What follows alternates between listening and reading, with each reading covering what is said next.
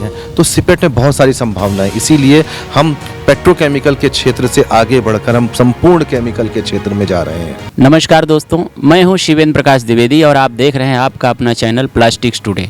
हम इस समय हैं लखनऊ के सीपेट संस्थान में और हमारे साथ हैं सीपेट के महानिदेशक शिशिर सिन्हा जी।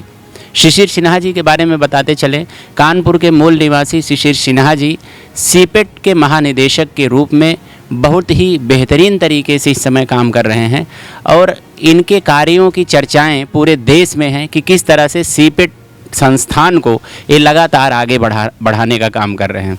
तो आइए बात करते हैं सीपेट के महानिदेशक शिशिर सिन्हा जी से। सर, बहुत बहुत स्वागत है आपका प्लास्टिक्स टुडे के। धन्यवाद द्विवेदी जी। आपका सर एक बयान बहुत चर्चित रहा, नो प्लास्टिक से नो प्लास्टिक की ओर, तो उसके बारे में थोड़ा सा विस्तार से फिर से बताएं, उसकी चर्चा इतनी क्यों हुई और उसके मूल में क्या है? देखिए, सबसे बड़ी चीज जो है, हम लोगों को एक प्रवृत्ति अपने अंदर जो है डेवलप करनी पड़ेगी कि हमारे बचपन में हमारी नानी ये कहती थी कि, हमारी माता जी भी अक्सर कहती थी कि एक कहावत है, कौवा कान ले गया, तो लोग कौवे को देखते हैं, कान को नहीं देखते।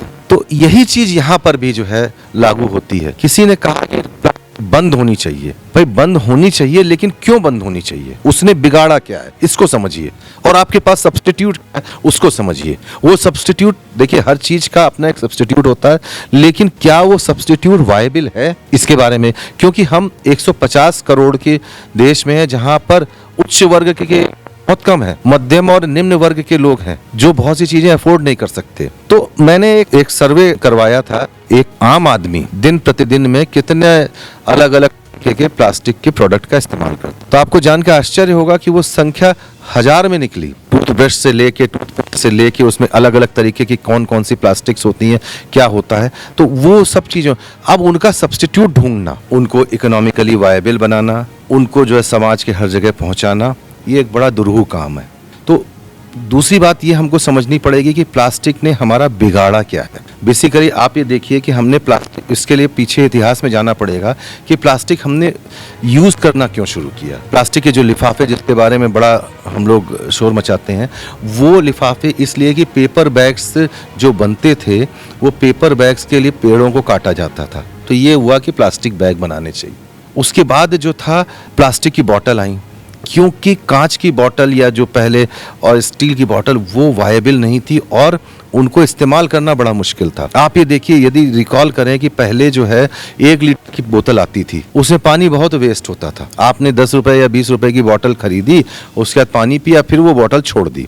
उसके बाद 500 ml की बोतल आई, उसके बाद आपके 250 ml की बोतल आई, उसके बाद 200 ml की बोतल आई, उसके बाद आज की तारीख में हमने कई जगहों पर देखा 100 ml की बोतल आ रही है। तो क्या है कि देखिए, साथ में इसको आप इस दृष्टिकोण से मत देखिए कि प्लास्टिक के क्षेत्र में वो, इसमें एक जल संरक्षण का भी जो है महत्व वो हुआ है, लेकिन साथ में जो समग्र रूप हमको देखना है कि उन प्लास्टिक की बोतलों का सही ढंग से उपयोग हो। अब ये कहना बहुत आसान है कि साहब हम प्लास्टिक की बोतल को कांच की बोतल में ले जाएं, बिल्कुल बहुत आसान है, हम एयर कंडीशन कमरे में बैठ के इसको कर सकते हैं। लेकिन मेरे 3 प्रश्न हैं। पहला प्रश्न तो ये है कि कोई ये व्यक्ति सोचे कि कांच की बोतल को बनाने में कितना व्यय होता है, और एनवायरनमेंट, जब हम नेट जीरो 2070 के बारे में बात कर रहे हैं, तो हमको ये मानना उसमें कि कार्बन फुटप्रिंट हमारा कितना बढ़ता है, क्योंकि ग्लास की फर्नेस का टेम्परेचर इतना ज़्यादा होता है कि इन्वायरमेंट का टेम्परेचर कम से कम 3 से 4 डिग्री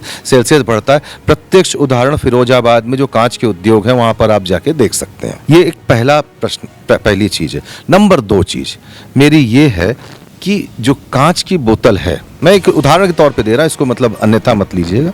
कांच की बोतल है, या एक जगह से दूसरी जगह ले जाना असुविधाजनक होता है। तीसरा, असुरक्षित, अनइकोनॉमिकल। मैं विरोध नहीं कर रहा हूं, मैं भी अगर आम आदमी के दृष्टिकोण से सोचूं तो वो भी। अब आप ये देखिए कि वैज्ञानिक दृष्टिकोण से कांच की बोतल को हम क्यों यूज करते हैं और प्लास्टिक की बोतल को क्यों यूज करते हैं।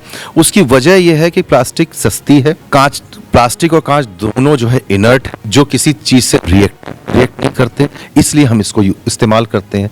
आम आदमी की जो अफोर्डेबिलिटी है वो प्लास्टिक की बोतल के प्रति है।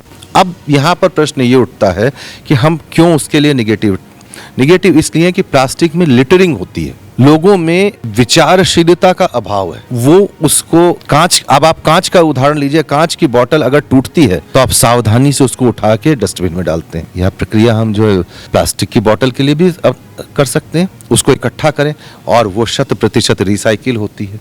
तो एक नो प्लास्टिक से KNOW, आप अगर 1000 तरीके के विभिन्न प्रोडक्ट्स के बारे में बात करें तो कहाँ समाधान है? कहीं समाधान नजर नहीं आता। अभी तक हम लोग केवल 50-60 प्रोडक्ट्स ही ऐसे बना पाए हैं जो कि इकोनॉमिकली वायबल भी नहीं है। देश की 150 करोड़ जनता तक पहुंचाना ये भी एक बड़ा महत्वपूर्ण काम है। तो केवल हमको सोच बदलने की जरूरत है। मैं ये कह सकता हूं कि थर्मोप्लास्ट, सारी जितनी भी प्लास्टिक है वो 100% रिसाइकिल हो सकती है। केवल हमें सोर्स सेग्रीगेशन चाहिए, हमें जो है प्रॉपर रिसाइकलिंग टेक्नोलॉजी चाहिए और इसके लिए सिपेट काफ़ी काम कर रहा है।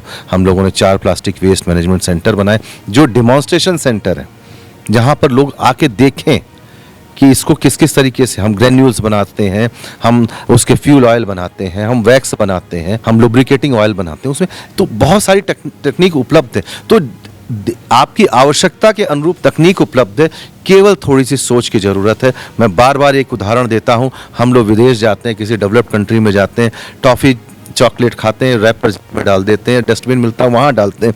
भारत में आए हमारी सोच इतनी ख़राब है, मैं इसके लिए क्षमा प्रार्थी हूँ, लेकिन कार का शीशा बाहर सड़क पे डाल दिया। इस सोच को बदलना है और उसमें वैल्यू एडिशन देखना है, उससे वैल्यूएबल प्रोडक्ट्स क्या निकल सकते हैं उसके बारे में शोध करने की ज़रूरत है। प्लास्टिक से सुरक्षित कोई चीज़ नहीं है। आप स्वयं जो है आजकल बहुत सारे कांच के लेंस प्लास्टिक के लेंस में रिप्लेस हो गए हैं। हम जो कपड़े पहनते हैं अधिकतर जो है उसमें प्लास्टिक है। बहुत सारे कंसर्न चीज़ें ली गई हैं कि माइक्रो प्लास्टिक्स के बारे में, वो ये है कि अगर हम चीज़ों को सही अर्थों में, सही इन्वायरमेंट में, सही जगह इस्तेमाल करें तो उसकी भी संभावनाएं कम हो सकती हैं।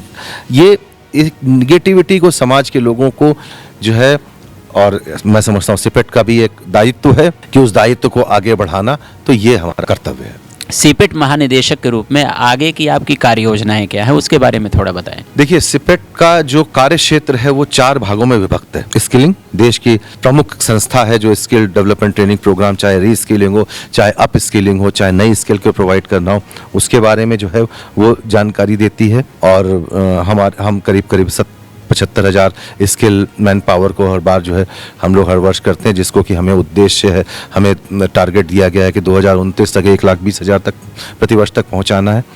दूसरा हमारा टेक्नोलॉजी सपोर्ट सर्विसेज हैं। तो टेक्नोलॉजी सपोर्ट सर्विसेज में चूंकि सिपेट के पास सबसे बड़ा प्लस पॉइंट ये है कि पूरे देश में उनकी उपस्थिति है।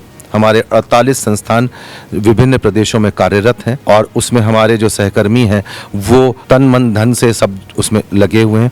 तो जो टेक्नोलॉजी सपोर्ट सर्विसेज में कोई भी चीज़ आपको टेस्ट करना है, डेवलप करना है, उसके बारे में एकेडमिक विंग है हमारा, जहाँ पर हम डिप्लोमा से लेके बीटेक, एमटेक, पीएचडी की डिग्री प्रोवाइड करते हैं। 3 हमारे जो है रिसर्च सेंटर्स हैं। तो इनमें ये समग्र रूप से स्टार कॉन्सेप्ट को बनाते हैं और इसमें पिछले कुछ वर्षों में सिपेट जो है उसको उद्योग जगत का इतना सहयोग मिला कि सिपेट जो है स्वावलंबी संस्थान बना। आगे की योजनाओं में जब मैंने आपको बताया कि हमारे जो विशिष्ट रूप से 2 जो हैं मुख्य माननीय प्रधानमंत्री जी के जो विज्ञान जगत को दिए गए हैं, वो 2 मुख्य टारगेट्स हैं, विकसित भारत 2047 और नेट जीरो 2070। उसमें अपार संभावनाएं हैं। नए नए प्रोडक्ट्स बनने हैं, नए नए प्रोसेस बनने हैं, इको फ्रेंडली प्रोसेस बनने हैं, आयात पर निर्भरता कम करनी है। तो सिपेट में बहुत सारी संभावनाएं, इसीलिए हम पेट्रोकेमिकल के क्षेत्र से आगे बढ़कर हम संपूर्ण केमिकल के क्षेत्र में जा रहे हैं। और साथ में एक मैं और बहुत अच्छी चीज़ आपको बताना चाहता हूँ कि सिपेट जो है वन स्टॉप सोल्यूशन या होलिस्टिक अप्रोच पर काम करता है। इसका उदाहरण ये है कि अभी पिछले 3-4 महीनों में हम लोगों ने अपने मंत्रालय के सहयोग से 8 कार्यशालाएं या training programme chemical process safety के लिए आयोजित किए हैं, जिसमें लोगों को सेफ्टी के बारे में जो उद्योग जगत के लोग हैं उनको कार्य क्षेत्र में क्या सेफ ऑपरेशन करना है उसके बारे में भी बताने का हम लोगों ने किया। और ये मुझे कहते हुए बड़ा हर्ष हो रहा है कि जो कार्यक्रम मंत्रालय के सहयोग से हम लोगों ने आयोजित किया उस पर उद्योग जगत का भरपूर सहयोग मिल रहा है और कहीं कहीं जगहों पर तो हम लोगों को रजिस्ट्रेशन भी बंद करने पड़ रहे हैं। तो ये जो है आप ये देखिए कि विगत कई वर्षों में समाज में लोगों में जागरूकता आई है, लोगों की सोच बदली है और इसमें बहुत सारी सरकार की योजनाओं का आपका भी हाथ है, जैसे स्वच्छ भारत अभियान में लोगों को जागरूकता आई कि हाँ भाई प्लास्टिक के प्रति हमें जो है लिटरिंग को प्रमोट नहीं करना है, नई नई चीज़ों के बारे में सोचना है और जो हमारी यंग जनरेशन है उसको और आगे बढ़ाना है। इसीलिए हमने जो है अपने जो भी सहकर्मी हैं उनको एक ओपन संवाद का अवसर दिया कि वो नए नए आइडिया लेकर आएँ और इन्हीं सब चीज़ों से सिपेट जो है वो और आगे जो है बढ़ेगा। बेसिकली 2 टारगेट, विकसित भारत 2047, नेट जीरो 2070, इसमें समग्र चीज़ें। सर नई पीढ़ी के लिए आप क्या मैसेज देना चाहेंगे, क्योंकि नई पीढ़ी के डेवलपमेंट के लिए आप हमेशा काफ़ी मुखर रहे हैं, तो उसके लिए आप क्या कहें? सबसे पहली चीज़ नई पीढ़ी को ये समझना चाहिए कि भारत देश एक अपार संभावनाओं का देश है। आपको एक उद्देश्य दे दिया गया कि ये विकसित भारत 2070 में ये काम करना है, अब उसको जीरो डाउन करके कैसे आपको आगे बढ़ना है, अपना राह खुद चुननी है। सरकार, शिक्षा संस्थान, उद्योग जगत, ये आपको एक पीछे से पुश करने के लिए है। तो अपार संभावनाएं हैं। आप ये देखिए, मैं चूंकि एक शिक्षा के क्षेत्र में भारतीय प्रौद्योगिकी संस्थान में प्रोफेसर भी हूँ, मैं एक चीज ये देखता हूँ कि जब मैंने ज्वाइन किया था आईआईटी सिस्टम, तब विदेश जाने की प्रवृत्ति बहुत, विगत 5, 6, 7 सालों में विदेश से आने वालों की प्रवृत्ति बहुत। ये देश की सबसे बड़ी चीज है। मैं जब विभागाध्यक्ष था रासायनिक अभियांत्रिकी विभाग का, तब ये था कि हमारे पास विदेशों से लोग अप्लाई करते थे, जो भारतीय विदेश में चले गए वो अप्लाई करते थे। इसका मतलब ये कि देश प्रगति के पथ पर, ये सबसे बड़ा मार्कर मैंने आपको बता दिया। आज विदेश में जाने वालों की संख्या कम होती जा रही है क्योंकि देश, तो संभावनाएं बहुत, भारत जो है वो संभावनाओं का देश है। केवल सही समय पर सही संभावना को सही जगह और सही समय पर कैपिटलाइज करना, यही यंग जनरेशन के लिए एक मूल मंत्र है। तो भारत संभावनाओं का देश है और निश्चित रूप से सीपेट भी संभावनाओं से भरा है, क्योंकि इन संभावनाओं से भरे इस क्षेत्र का नेतृत्व एक संभावना भरे व्यक्तित्व कर रहे हैं जिनका नाम है श्री सिन्हा जी। बहुत बहुत धन्यवाद।